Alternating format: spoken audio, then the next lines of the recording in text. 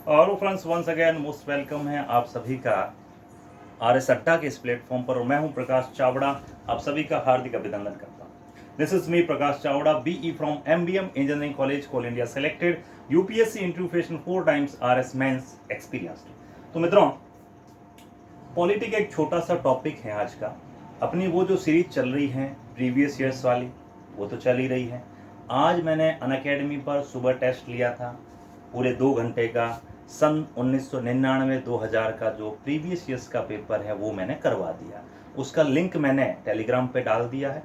आपके पास अनअकैडमी का ऐप हो तो ठीक है, नहीं तो इंस्टॉल कर लो, वो पूरी क्लास देख लो। आधा पेपर मैंने अभी करवाया, आधा मैं परसों करवाऊंगा। यूँ 2-2 घंटे के मैं टेस्ट रख रहा हूँ और पिछले सालों के पूरे पेपर मैं करवाने वाला हूँ अनअकैडमी पर टेस्ट के रूप में। और मित्रों, रोजाना सुबह 8 बजे राजस्थान जीके 5000 सवालों की क्लास होती है और आरएस प्री में राजस्थान जीके के 50 सवाल आएंगे। अगर आप नए हैं तो शायद पता नहीं, पहले वीडियोज में मैंने बता दिया, 50 में से 40 सवाल सीधे सीधे वहीं से आएंगे जो हम पढ़ रहे हैं। डेली रात 9 बजे पॉलिटी की क्लास हो रही है, उसमें मैं 3000 सवाल पॉलिटी के करवा रहा हूँ और प्री में 15 सवाल पॉलिटी के आते हैं और लगभग वही क्वेश्चंस आपको पॉलिटी के मिलेंगे। इसके अलावा प्रीवियस ईयर्स की जो ये सीरीज चल रही है, 35 से 40 सवाल PYQ से आते हैं। कौन से होंगे मैंने विद प्रूफ आपको बता दिए। तो मित्रों, अगर आप न्यू लर्नर हैं और अभी तक आपने मुझे फॉलो नहीं किया तो चैनल को सब्सक्राइब करो यारो। देखो, तुम्हारा थोड़ा सा सपोर्ट मुझे चाहिए, बिल्कुल। और मेरे टेलीग्राम चैनल को आप लोग जरूर ज्वाइन करें। आप डायरेक्ट मुझे इस नंबर पर कांटेक्ट कर सकते हैं 9950496952। और मेरा टेलीग्राम चैनल जिसका लिंक मैंने डिस्क्रिप्शन बॉक्स में दे रखा है, RAS अड्डा, ये टेलीग्राम चैनल है। डिस्क्रिप्शन बॉक्स में इसका लिंक मिल जाएगा और उस क्लास का लिंक भी मैंने दे रखा है जिसमें मैंने पूरी की पूरी स्ट्रेटेजी बताई है कि आप 50 दिन में कैसे प्री में 100+ मार्क्स ला सकते हैं। बिल्कुल फैंकोलॉजी नहीं है, मैं खुद लाया हूँ इसलिए बता रहा हूँ। अगर मेरे नहीं आते तो मैं नहीं बताता, ऑब्वियस सी बात है। और बिल्कुल परखी हुई स्ट्रेटेजी जो मैंने बताई है उस वीडियो को आप जरूर देखना। बिल्कुल नए लोग तो जरूर देखें, पुराने वालों को वैसे भी जरूरत नहीं है। तो मित्रों, टेलीग्राम ज्वाइन करना है और ये मेरा व्हाट्सएप नंबर है। आपकी कोई क्वारी हो तो आप मुझे मैसेज छोड़ सकते हैं। आओ बात करते हैं हम मौलिक कर्तव्यों की। आप 2021 का पेपर देखो, 2018 का पेपर देखो, 15 का देखो, 17 का देखो, 11 का देखो, 13 का देखो, जो पेपर आप देखेंगे एक सवाल, बाय गॉड, एक सवाल मौलिक कर्तव्यों से आता ही आता है। फंडामेंटल ड्यूटीज का बनेगा ही बनेगा, पक्का बनेगा, कहीं ना कहीं से तो पक्का बनेगा। तो कैसे हम इनको इस तरीके से पढ़ें कि भाई साहब कभी लाइफ में भूले ही नहीं? तो उसका सीधा सिंपल तरीका है, देखो बताता हूँ। विद शॉर्ट ट्रिक, सिंपल सी ट्रिकों से अपन सीखेंगे कि मौलिक कर्तव्य क्या है। और ये 11 के 11 लाइनें आपको यूं चुटकियों में याद होगी, अभी के अभी, बिल्कुल कहीं जाने की जरूरत नहीं। तो मित्रों, मैं मौलिक कर्तव्य शुरू करूं उससे पहले थोड़ा सा हम हिस्टोरिकल बैकग्राउंड की तरफ जाएंगे क्योंकि सवाल वहां से भी बनते हैं। बिल्कुल। अच्छा, मुझे बताओ मित्रों, हमारे संविधान में किस भाग में आपातकालीन प्रावधान दिए गए हैं? पहला क्वेश्चन मेरा यह है, कौन सा भाग है जो आपातकालीन प्रावधानों की बात करता है? Yes, come on. Which part of Indian Constitution deals with the emergency provisions? That is the भाग 18। पहला सवाल तो आपका यही है कि भाग 18 के अंदर आपातकालीन प्रावधान दिए गए हैं। याद रह जाएगा, बोलो भाग 18, भाग 18, भाग 18। इसको यूं भी याद रख सकते हैं, वो गाना ना, मैं 18 बरस की तू 16 बरस का। 18 बरस के होते ही वैसे भी कुछ कुछ होने लगता है और इमरजेंसी की सिचुएशन आने लग जाती है, समझ गए? चाहे लड़का हो चाहे लड़की हो। तो 18 में आपातकाल दिया गया है, लेकिन इसमें कितने आपातकाल की बात की गई है, मैं वहां से शुरू करके यहां लाऊंगा, रुकना। इसमें मित्रों 3 आर्टिकल्स दिए गए हैं, 3 आर्टिकल्स की बातें की गई हैं। एक है आपका आर्टिकल नंबर 352, फिर 356 और 360, 352, 356 एंड 360।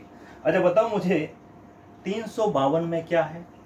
352 में बताया गया है राष्ट्रीय आपातकाल, नेशनल इमरजेंसी। 352 में क्या है मीडियम? राष्ट्रीय आपातकाल, नेशनल इमरजेंसी। 356 में क्या है? राष्ट्रपति आपातकाल या राष्ट्रपति शासन। बिल्कुल नॉर्मल है और ये तो आपने कई बार अखबारों में पढ़ा है। और 360 में क्या है? ये है वित्तीय आपातकाल, फाइनेंशियल इमरजेंसी। याद रह जाएगा। 352, 356, 360। 352 में राष्ट्रीय आपातकाल, 356 में राष्ट्रपति आपातकाल, 360 में वित्तीय आपातकाल। क्या हमारे देश में कभी वित्तीय आपातकाल लगा क्या? बताओ। आज तक नहीं लगा। फाइनेंशियल इमरजेंसी 1991 में जो बहुत भयंकर खराब स्थिति थी उसमें भी नहीं लगा है, तो अब आगे तो फ्यूचर में अपन सोच भी नहीं सकते। तो हमारे देश में अभी तक वित्तीय आपातकाल कभी नहीं लगा है। बढ़िया। क्या हमारे देश में राष्ट्रपति शासन कभी लगा क्या? अरे देश में तो छोड़ो, राजस्थान में ही 4 बार लग गया है, तो ये तो काउंटलेस है कि कितनी बार राष्ट्रपति शासन लगा है, अनगिनत बार लगा है, उस पर हम जाएंगे। हमारा जो मेन उद्देश्य है यहाँ वो है आर्टिकल 352, 352 बिल्कुल।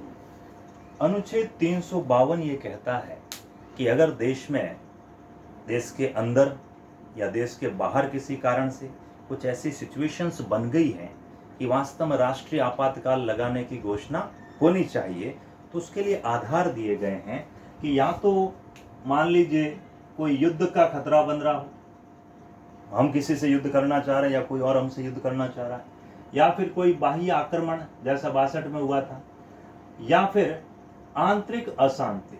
ध्यान रहे पहले शब्द आंतरिक अशांति था, याद रहे कब? 1978 से पहले।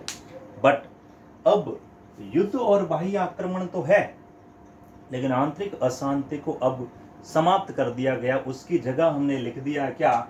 सशस्त्र, कमान, सशस्त्र विद्रोह। ध्यान रहे आंतरिक अशांति शब्द अब गायब है। तो कोई पूछे कि बताओ भाई 352 में नेशनल इमरजेंसी है क्या? आंसर है।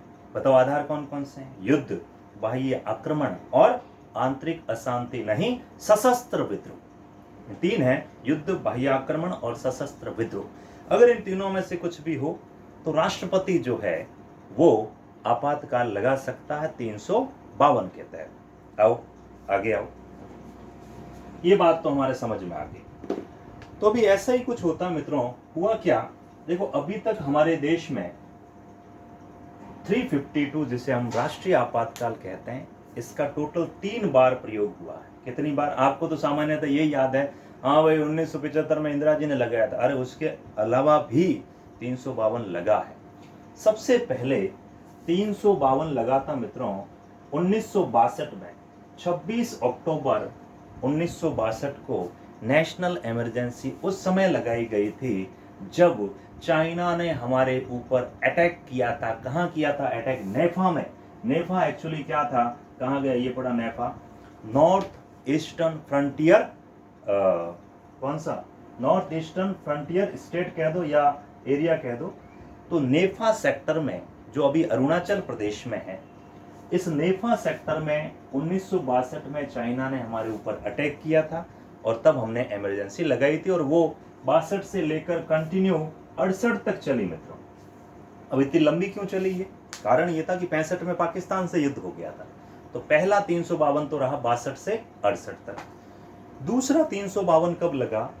जब बांग्लादेश, याद करिए पाकिस्तान से हमने बांग्लादेश बना के दिया था 3 दिसंबर 1971 से 17 दिसंबर 1971 को, और 17 दिसंबर तो पाकिस्तान ने सरेंडर कर दिया 93,000 सैनिकों ने, लो भाई गिरफ्तार कर लो। तो ये कुछ बहुत कम टाइम के लिए युद्ध और बाह्य आक्रमण, यहाँ पर भी था बाह्य आक्रमण, यानी ये जो लगे थे दोनों के दोनों, इनका जो आधार था, पहले वाले का बाह्य आक्रमण था और दूसरे वाले का युद्ध था। ठीक है, अच्छी बात है। तो पहली कब लगी? 62 में। दूसरी कब लगी? दूसरा लगा आपका 1971 में। तो 2 इमरजेंसियां तो लगी, वो ज़्यादा भारतीय इतिहास में फेमस नहीं है। भारत के इतिहास में जो फेमस है, सबसे इंपॉर्टेंट इमरजेंसी वो दे इंदिरा गांधी सरकार द्वारा लगाई गई। याद करिए मित्रों, हुआ क्या था एक्चुअल में? 1975 की बात है मित्रों। उसका बैकग्राउंड जाता है 1971 में कि 1971 के जो इलेक्शंस थे उन इलेक्शंस में इंदिरा जी की जीत हुई थी, बिल्कुल जीत हुई थी।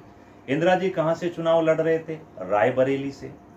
लेकिन किसी ने ये रिट लगाई कि भाई इंदिरा जी जो है वो चुनाव में धांधली करके जीते हैं, तो इलाहाबाद हाई कोर्ट ने रायबरेली सीट से इंदिरा गांधी के चुनाव को रद्द कर दिया।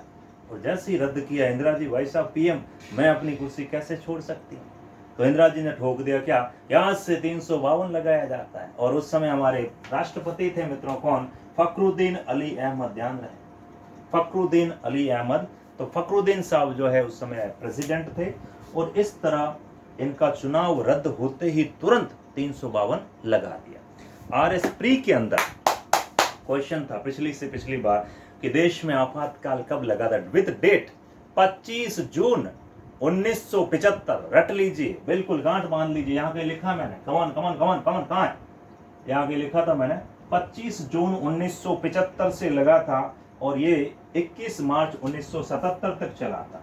ये डेट आपके दिमाग में छप जानी चाहिए, 25 जून याद रहना चाहिए। 25 जून 1975 में आपातकाल लगा, और 21 मार्च 1977 तक चला था, बिल्कुल। फिर 77 में जनता पार्टी की सरकार आ जाती है, और फिर इमरजेंसी वापस ले ली जाती है। फिर वापस 80 में इलेक्शन होते हैं, इंदिरा जी वापस जीतते हैं, 84 में उनकी हत्या हो जाती है, तो वो बाद की बात है।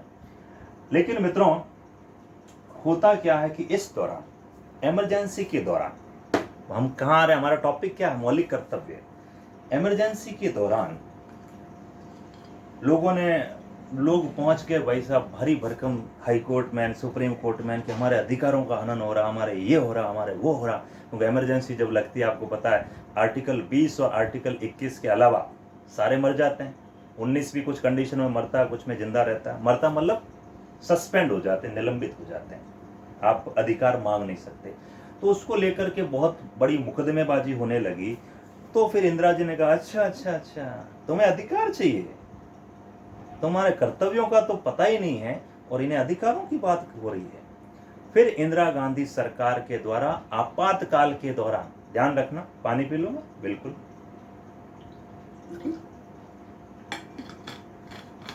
आपातकाल के दौरान मित्रों एक कमेटी बनाई गई थी, और जो पिछली बार आरएस प्री में क्वेश्चन था, उस कमेटी का नाम था मिंडा मिंडियों सरदार स्वर्ण सिंह समिति। कौन सी कमेटी? सरदार स्वर्ण सिंह समिति, बिल्कुल, सरदार स्वर्ण सिंह कमेटी, SSS, सरदार स्वर्ण सिंह, याद रट लीजिए। सरदार स्वर्ण सिंह कमेटी बनाई गई थी आपातकाल के दौरान। किसकी अध्यक्षता में? अध्यक्ष कौन थे? सरदार स्वर्ण सिंह ही थे। तो इंदिरा जी ने कहा भी इनके कुछ कर्तव्य भी थोपो नागरिकों पे, ये अधिकार बहुत कर रहे हैं। तो स्वर्ण सिंह की अध्यक्षता में टोटल कितने आदमी थे, ये भी क्वेश्चन पूछा गया है। इस कमेटी में टोटल कितने आदमी थे रे सांबा? 1 + 11, टोटल 12 लोग थे। स्वर्ण सिंह जी खुद तो अध्यक्ष थे, और 11 इसके मेंबर थे, ध्यान रहे, सरदार स्वर्ण सिंह कमेटी। तो पहला सवाल मित्रों, ये पूरा हिस्टोरिकल बैकग्राउंड आपको समझ में आ गया कंप्लीट, कि भाई हम कैसे पहुंचे, मौलिक अधिकार कैसे लाए गए। तो इंदिरा गांधी सरकार द्वारा आपातकाल के दौरान, और उस समय कांग्रेस के अध्यक्ष थे मित्रों, उनका नाम था आपका देवकांत बरुआ। देवकांत बरुआ ने 26 फरवरी, डेट याद रखना, 26 फरवरी 1976, ये डेट भी याद रखनी है, 26 फरवरी 1976 को एक कमेटी गठित की, और उस कमेटी का नाम था सरदार स्वर्ण सिंह समिति। और सरदार स्वर्ण सिंह समिति हमारे मौलिक कर्तव्यों को लेके आती है।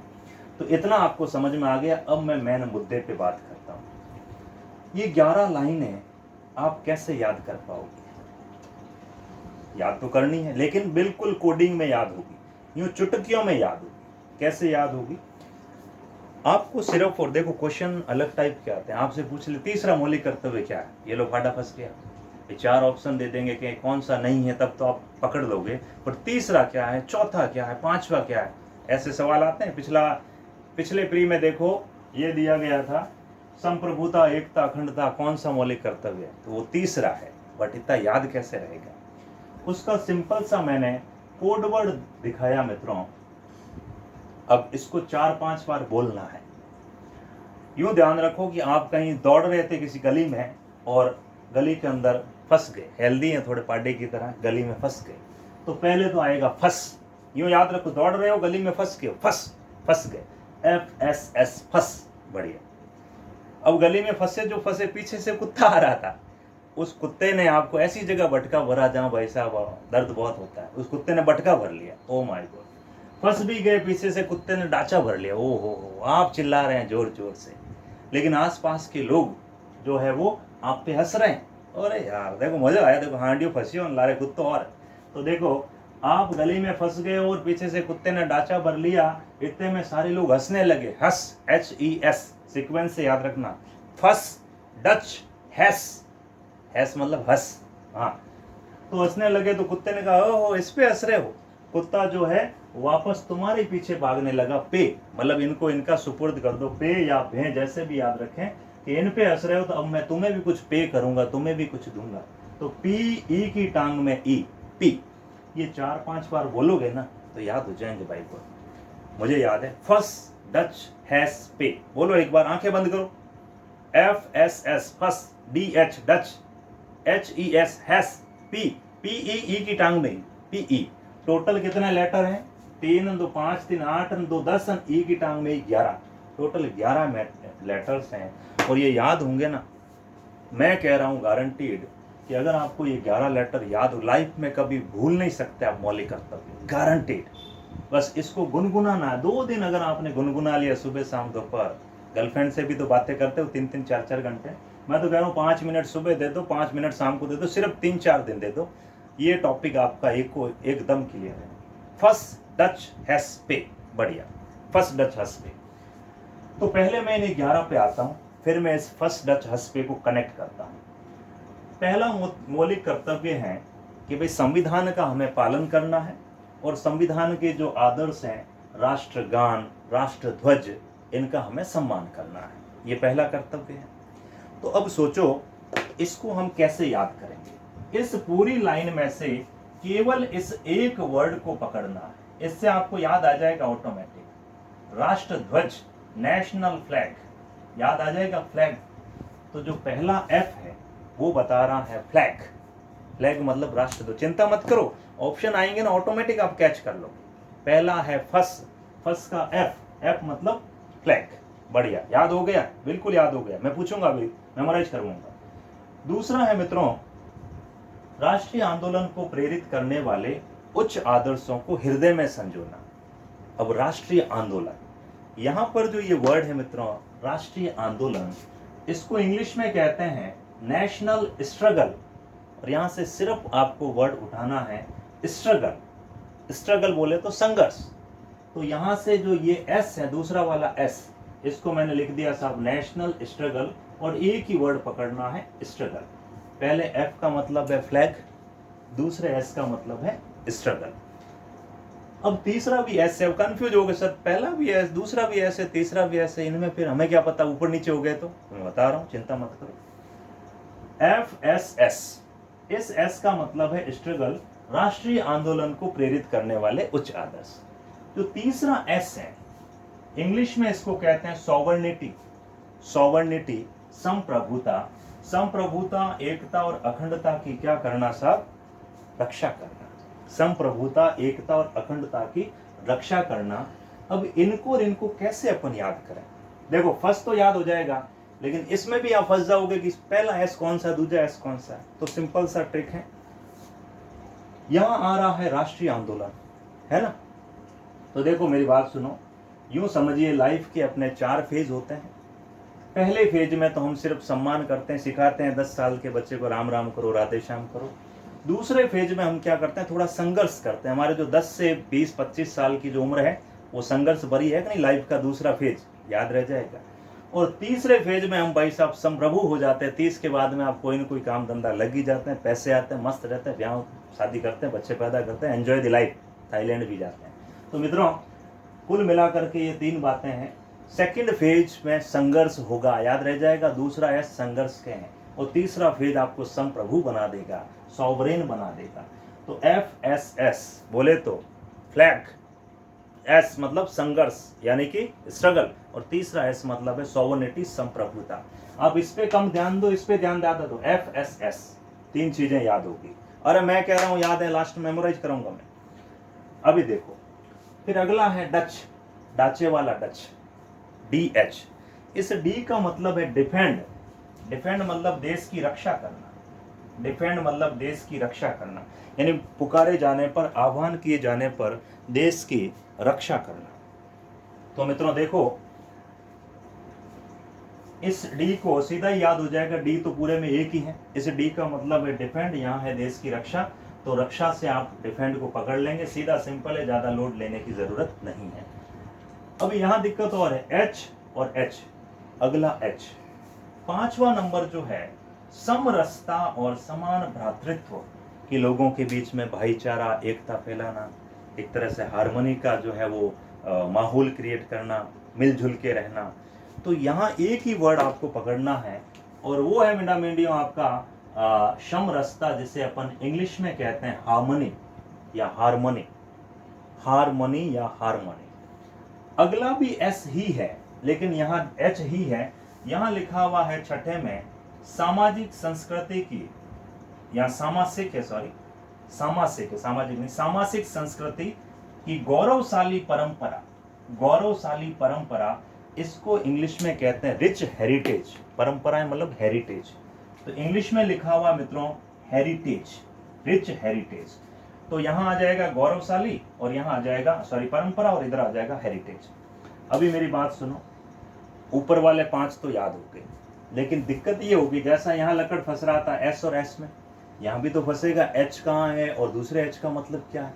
एक तो हार्मनी बता दिया सर ने, दूसरा हेरिटेज, ये ऊपर नीचे हो गए तो कुछ भी बात नहीं मित्रों।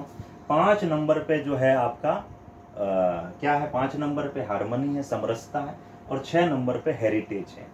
अब आप यूं भी याद रख सकते हो कि भाई हाथ में कितनी उंगलियां कि 5 है, अगर ये सारी एक होकर के मिलजुल के काम नहीं करेगी तो हाथ काम कर पाएगा क्या? आप सोचो, हमारा अंगूठा टूट जाए तो हाथ काम का नहीं। तो ये पांचों चीजें रिल मिल के काम करती है, तब हमारा हाथ अच्छे से काम करता है। 1 2 3 4 5, 5 में क्या है? भाईचारा। 5 में क्या है? भाईचारा, समरसता। याद हुआ क्या? 5 में भाईचारा, समरसता, बोले तो हार्मनी। अरे याद है, डंके की चोट से कह रहा हूं। तो 5 तक आपको टकाटक मैंने याद करवा दिए। छठवें का जो एच है वो हेरिटेज है, गौरवशाली परंपरा है। 6 याद हो चुके हैं, बधाई हो आपको, बहुत बहुत बधाई हो। मैं 7वें में आता हूं।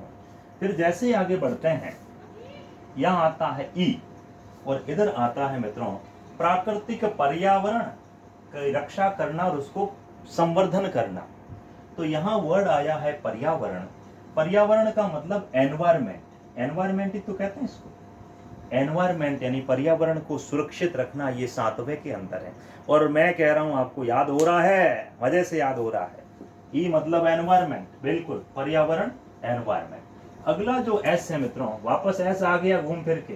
हाँ, इस एस का मतलब है मित्रों वैज्ञानिक दृष्टिकोण, या मतलब लोगों के अंदर वैज्ञानिक दृष्टिकोण को पैदा करना और उन्हें ज्ञानार्जन के लिए प्रोत्साहित करना। तो इस वैज्ञानिक दृष्टिकोण को कहते हैं साइंटिफिक टेम्परामेंट या साइंटिफिक टेम्पर। 3 एस आ गए मित्रों। सबसे लास्ट में क्या? साइंस है, ध्यान रखना। लास्ट वाला एस का मतलब है साइंस, साइंटिफिक टेम्परामेंट।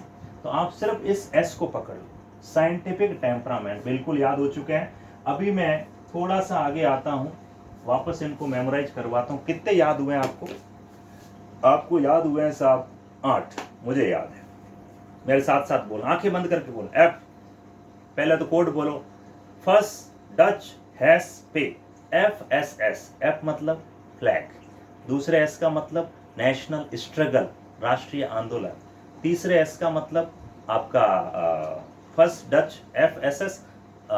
तीसरा एस है आपका सॉरी सॉवर्निटी, संप्रभुता। तो 3 ये याद हो गए। उसके बाद डच, डी मतलब डिफेंड, देश की रक्षा करना। डच, एच मतलब 5वें नंबर वाला एच, हार्मनी। 6वें नंबर वाला एच आगे आपका आ जाएगा रिच हेरिटेज, गौरवशाली परंपरा। फिर आ गया 7, फर्स्ट डच हैस पे, यानी HES। ई मतलब पर्यावरण की सुरक्षा और संवर्धन, और उस एस का मतलब है साइंटिफिक टेम्परामेंट। बोलो रामसा पीर की जय हो। 7 यानी कि टोटल मैंने याद करवा दिए यहाँ तक, 3 2 5 3 8। बढ़िया सा टकाटक याद है। लास्ट एंड फाइनल है मित्रों PEE। पी ई की टांग में ई और उसकी टांग में फिर ई। तो देखो इस पी का मतलब है मित्रों पब्लिक प्रॉपर्टी, सार्वजनिक संपत्ति की सुरक्षा, सार्वजनिक संपत्ति पब्लिक प्रॉपर्टी की रक्षा करना। बिल्कुल मिलो। तो पी से आपका याद हो जाएगा पब्लिक, पी से पब्लिक, पी से पब्लिक, पब्लिक प्रॉपर्टी। और अगला जो ई है ये भी ई है, ये भी ई है। अब इसमें अभी कंफ्यूजन होगा, मैं बता दूं आपको। पहले ई का मतलब है एक्सीलेंट। ऐसी गतिविधियां चाहे वो सामूहिक हो चाहे व्यक्तिगत हो, आप इस तरीके से अपनी एक्टिविटीज को लाइफ में क्रिएट करो, हमेशा आप उत्कर्ष की तरफ जाओ, ऊपर ऊपर चढ़ते जाओ, एक्सीलेंस बन जाओ, है ना। तो 10वां जो है वो एक्सीलेंट है। अभी यूं समझ लो कि 5 या 5 दोनों हाथ मिल गए तो फिर एक्सीलेंट तो होंगे ही अपन। तो जो 10वां है ना वो एक्सीलेंट है। 5वां जो था वो हारमोनी था। 5वें का डबल 10, 5वें में एक हाथ ने क्या बताया, मिलजुल के रहो, दोनों हाथ मिले तो एक्सीलेंट बन गए। और लास्ट वाला जो ई है वो है एजुकेशन, शिक्षा। ध्यान रखें, प्राथमिक शिक्षा। और ये मौलिक कर्तव्य, अभी इस पर मैं आऊंगा, अभी उस 86वां संशोधन वगैरह सब बताऊंगा।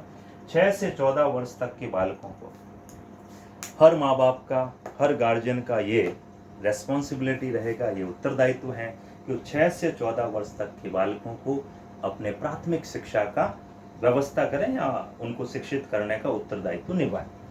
तो ये कुल मिलाकर के 11 थे। लास्ट वाला एजुकेशन है। अब एक बार मेमोराइज करो। हाँ बताओ, बताओ रक्षा किसमें, रक्षा, रक्षा, हाँ बिल्कुल बोलो। 1 नंबर, 2 नंबर, 3 नंबर, 4 नंबर। अरे फर्स्ट डच 4 नंबर। बताओ पब्लिक प्रॉपर्टी कहाँ, फर्स्ट डच हैस पे, पब्लिक प्रॉपर्टी 9 नंबर, बिल्कुल सार्वजनिक संपत्ति। बताओ शिक्षा कहाँ है, शिक्षा 11। बताओ भाई गौरवशाली परंपरा कहाँ, गौरवशाली परंपरा ये पढ़ी 6ठे नंबर में, गौरवशाली परंपरा बिल्कुल। संप्रभुता एकता अखंडता कहाँ है, 3 नंबर में, बहुत पढ़ी। अच्छा वो कहाँ है भाई, नेशनल फ्लैग, राष्ट्र ध्वज, राष्ट्रगान का सम्मान 1 नंबर में। तो जैसे जैसे आप इसको प्रैक्टिस में लाओगे ना, मैं गारंटी ले रहा हूँ कि लाइफ में कभी भूलोगे नहीं। फर्स्ट डच हैज पे, फर्स्ट डच हैज पे 3-4 बार दोहरा दो दिन में। फर्स्ट जान डाचो भर गयो, कुतियो आयो और पचे लारे साहब लोग हसियान पचे अपन पकड़ लियो, पे कर दियो। इस टाइप से याद करोगे तो कभी नहीं भूलोगे। अब मैं थोड़ा सा और आगे बढ़ता हूँ। ये तो याद हो गया आपको, आप जाके देख लेना सवाल आपसे और हल हो रहे हैं कि नहीं हो रहे। नट्टे जे के रिकट्टे।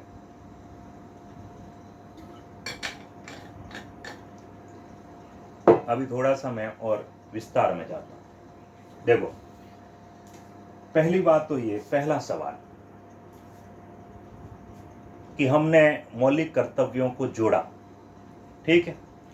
तो मौलिक कर्तव्य हमने किस देश से लिए, मेरा दूसरा सवाल। तो मौलिक कर्तव्य मित्रों हमने USSR, जिसे अपन बेसिकली क्या कहते हैं, सोवियत संघ।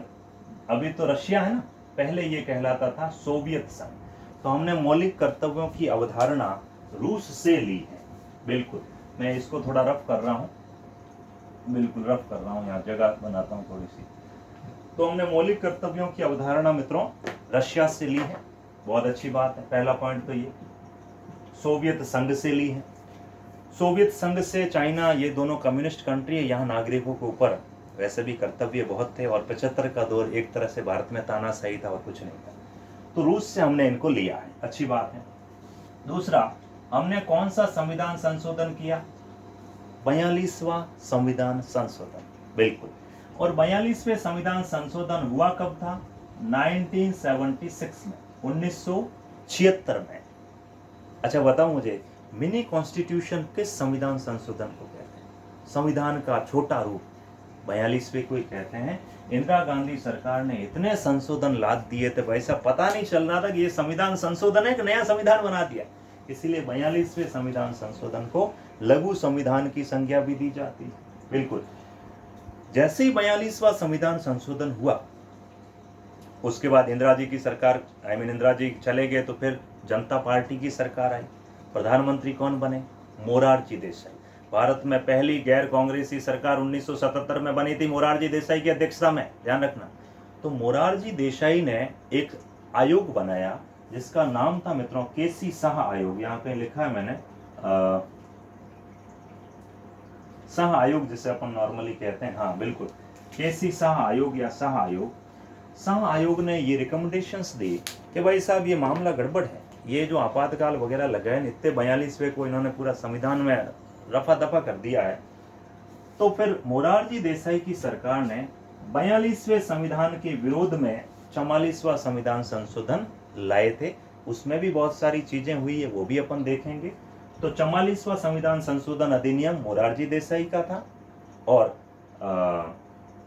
42वां इंदिरा गांधी का था। अच्छी बात है। वापस मैं आता हूं 42वें संविधान संशोधन में।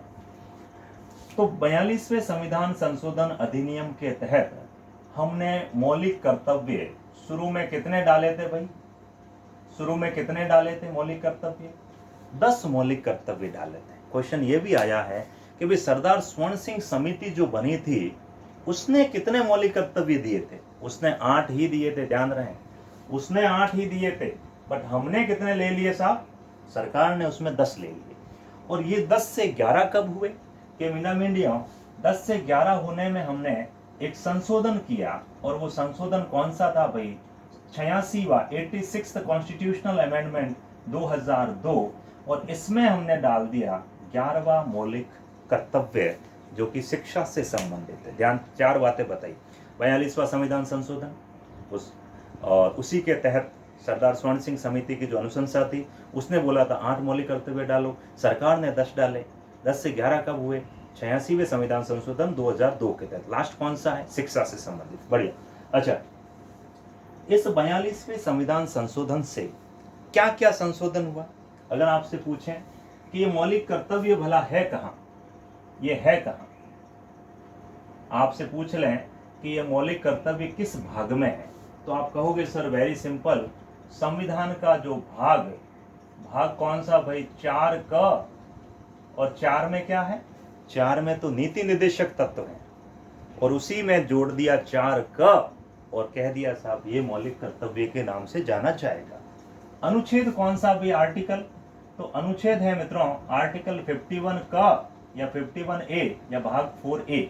तो अनुच्छेद 51 क के अंदर ही हमने सारी व्यवस्था की है। ध्यान रहे, भाग 4 क और अनुच्छेद 51 क, ये दोनों के दोनों रिलेट करते हैं किससे?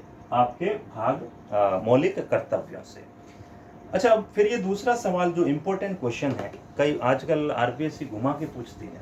मैं आपसे पूछूं, भाग 3 में जो मौलिक अधिकार दिए गए हैं आर्टिकल 12 से आर्टिकल 35 तक, है ना, क्या इनका उल्लंघन होने पर आप सुप्रीम कोर्ट, हाई कोर्ट जा सकते हो? बिल्कुल जा सकते हो। क्यों नहीं जाओगे? ये वाद योग्य है, न्याय योग्य है, समझ रहे हो। लेकिन अगर नीति निर्देशक तत्वों की बात करूं या मौलिक कर्तव्यों की बात करूं, मान लीजिए आप इनका उल्लंघन करते हैं या डीपीएसपी सरकार लागू नहीं करती है या आप जो है वो किसी कर्तव्य का पालन नहीं कर रहे हैं, तो आपको जेल में बंद कर देगी सरकार? नहीं कर सकती, क्योंकि इन दोनों की प्रकृति कैसी है मित्रों?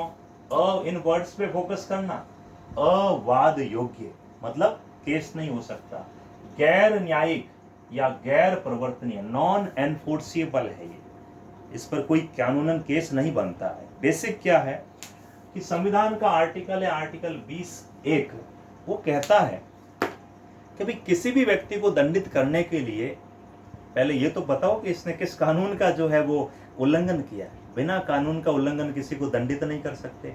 तो मौलिक कर्तव्य कोई कानून ही नहीं है, और अगर कोई मौलिक कर्तव्य का पालन नहीं करता तो उसको दंडित थोड़ी किया जा सकता है। इसलिए नॉन एनफोर्सेबल है, ये अवाद योग्य है, इन पर कोई वाद विवाद नहीं हो सकता सुप्रीम कोर्ट या high court. First point to be noted.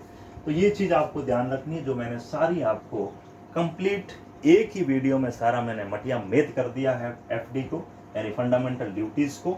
2 बातें और हैं जो मैं लास्ट में बताने की कोशिश कर रहा हूं। कई बार वर्मा समिति का नाम आ जाता है, वर्मा कमेटी। वर्मा कमेटी का संबंध किससे है ये पूछ ले तो अब सरदार स्वर्ण सिंह तो पुराना हो गया, सबको याद है। वर्मा कमेटी का संबंध भी मौलिक कर्तव्यों से ही है। ये कमेटी इसलिए बनाई गई थी 1998 में कि जो शिक्षण संस्थाएं हैं, एजुकेशनल इंस्टीट्यूशंस, वहां पर मौलिक कर्तव्यों को लागू करवाया जाए। तो वर्मा कमेटी कब बनी थी? 1998 में, जिसका उद्देश्य था शिक्षण संस्थाओं में मौलिक कर्तव्यों को लागू करवाना। बिल्कुल, ये फैक्ट है जो हमें ध्यान रखना है। अच्छा, एक चीज और, यहाँ पर फिर लास्ट एंड फाइनल, अब बस खत्म होने वाला है, काफी थोड़ा लंबा वीडियो बन रहा है, कोई बात नहीं, पढ़ना तो पड़ेगा ही बेटा, बिना पढ़े कैसे होगा। क्वेश्चन RS प्री के अंदर पूछा गया था कि सरदार स्वर्ण सिंह समिति में कितने आदमी थे, वो तो मैंने बता दिया, एक अध्यक्ष थे स्वर्ण सिंह जी और 11 अन्य मेंबर थे। उन 11 के नाम बताओ। ओ माय गॉड, ये तो दादाजी, मेरे दादाजी लादूराम जी को याद नहीं, अपने को कैसे हो सकते हैं, बट एक बार आंखों से सामने से निकाल दो, क्योंकि ऑब्जेक्टिव होंगे वहां हम पकड़ लेंगे, टांग पकड़ लेंगे। मैं नाम बताता हूं आपको। एक नाम था मित्रों आपका AR अंतुले। AR अंतुले अध्यक्ष कौन थे? सरदार स्वर्ण सिंह जी। मैं थोड़ा सा इसको रफ कर देता हूँ यहाँ, यहाँ से रफ कर देता हूँ, बिल्कुल यहाँ मैं नाम लिख रहा हूँ, एक नाम में लिख रहा हूँ मित्रों AR अंतुले, ये इंपॉर्टेंट नाम है, AR अंतुले। तो जो AR अंतुले थे ये दूसरे प्रोमिनेंट मेंबर थे, ये सचिव थे एक तरह से इस कमेटी के। अच्छा, दूसरा मेंबर कौन था? दूसरे मेंबर का नाम था मित्रों SS रे, SS रे, बढ़िया।